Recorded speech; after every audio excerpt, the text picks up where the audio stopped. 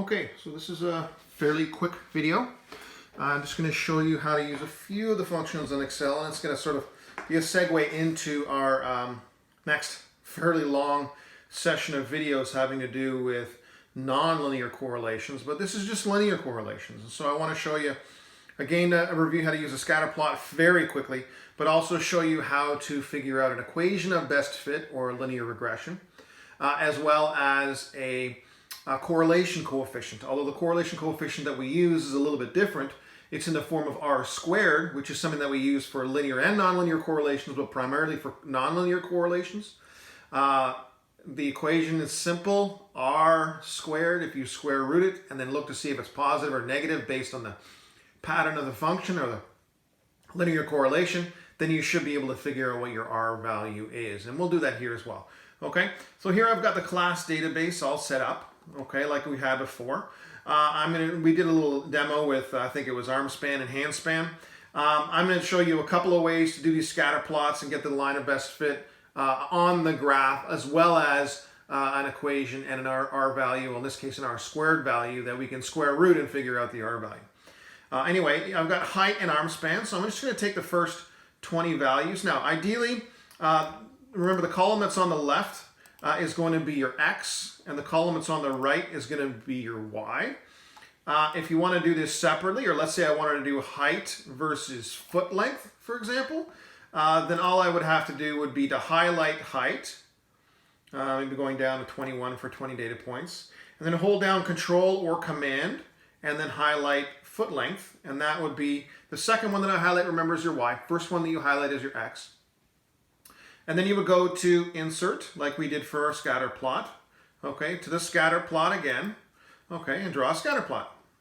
Okay, and you know it's kind of an ugly scatter plot that we have here because everything's sort of funneled into the into one section here. But either way, it is what it is. Again, we can adjust our axes and things like that, and I'll do that fairly quickly here, only because we've already done this before. I'm also going to add some chart elements. Notice that I've got a title in here, which is wonderful. But what I really want is I want a axis labels and everything else like that. So maybe I'll use this one. Not too bad. I'm going to get rid of that. And then I'll title my graph. I forget what it was. The relationship between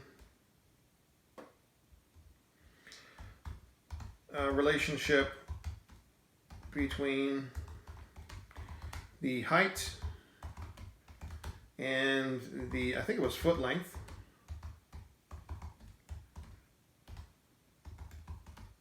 Of various students sampled from Mr. Henley's data class. I think it was fall. I don't know what we would say, 2012, 2013, whatever it is. Okay, again, here you can see the sizes I'll go all the way up to a maximum of 35. So this is going to be foot length. And don't forget, you want to have centimeters, you want to have units, okay?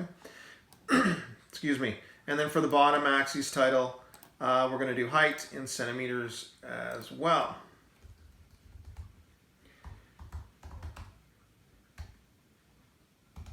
So height in centimeters as well. Okay, again, the data is kind of crammed into one corner there, so we're going to adjust the axis values. The lowest axis value looks like 20, so maybe I'll make it go from 15 to 35, and then the horizontal axis I'll make go from, I don't know, 125 or 130 all the way to, well, I'll just go 125 to 130 and we'll see how we do from there.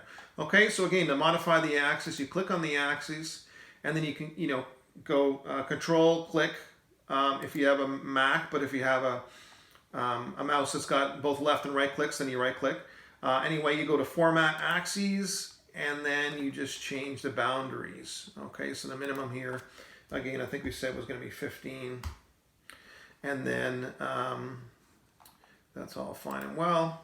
And then we do the same thing for the horizontal axes, and then make that again. I don't know, we'll go 130.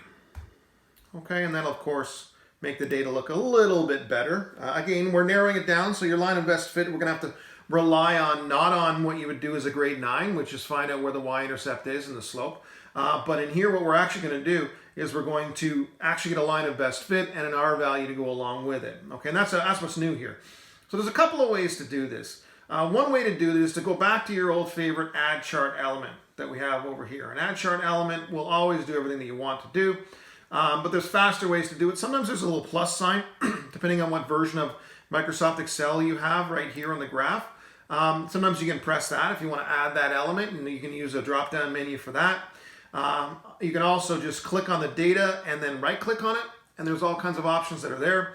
But I'm going to go to the simplest, the one that you probably would figure out if you were doing anything else, and that's Add Chart Element.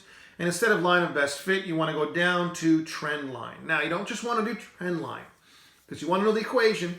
You don't just want to know what the line of best fit looks like. You want the equation, you want the R value. In this case, it'll give you the R squared value.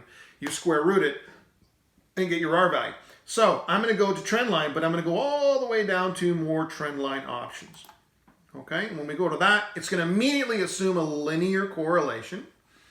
Okay, a linear correlation or a linear line of best fit. But that's important to us, yes. We'll be using the other ones shortly in another video that you're going to learn about in tomorrow's lesson. But for here, another important thing is down at the bottom here, we've got display equation on the chart. So it'll actually display the equation for us up there and display the R squared value. Now, R squared, remember, is a value that we use, or you don't know yet, but R squared is a value that we use for nonlinear correlations. For linear, all you have to do is take this R squared value and square root it and correct for the sign. So in this case, R squared value, I want that on the chart, and I want my equation. And I don't know if you can see it pop up here.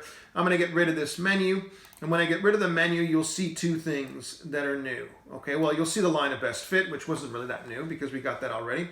But you'll also see this equation of best fit. Now, the font's usually fairly small, and making it bigger doesn't usually tend to make that much of a difference. But it gives me my equation of best fit. Y is equal to 0.2102x minus 10.683. Now the slope, you can actually go and calculate using the techniques that we learned in the last couple of days by hand, which you will be expected to do. But you can also then go ahead and calculate using this way. Okay, the R squared value is 0.777. So to get our R value, to find our correlation coefficient, our Pearson's correlation coefficient, we would just square root 0.77 and so on. And when you square root 0.77, you'll come out probably very close to 0.9, 0.88, 0.9, okay, when you square root it. And that, of course, will tell you your goodness of fit, okay? We'll get to those calculations a little bit later, and we'll also do this in the context of your CPT as well. Okay, but I just wanted to show you how to do that fairly quickly and easily, and we have to learn how to do this in order to be able to do what we're doing for our next lesson. So I'll save this, I'll post it, I'll make some corrections and post it, and then we'll go from there.